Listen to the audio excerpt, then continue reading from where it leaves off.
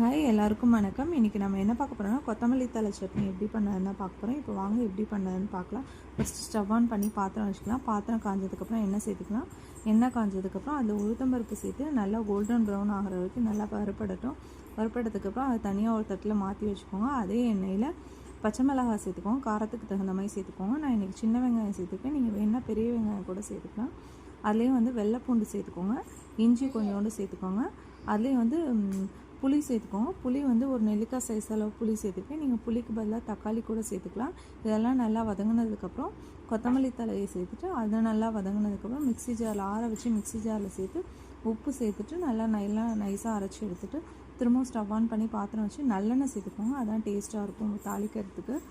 கடுகு உளுத்தம்பருப்பு சேர்த்து கடுகு வெடிச்சதுக்கப்புறம் கருவேப்பிலை சேர்த்து கருவேப்பிலை காஞ்சதுக்கப்புறம் நம்ம அரைச்சி வச்ச சட்னியை சேர்த்து மிக்ஸி ஜார் கழுவி தண்ணி சேர்த்துட்டா நம்மளோட கொத்தமல்லி தழை சட்னி சூப்பராக ரெடி ஆச்சு.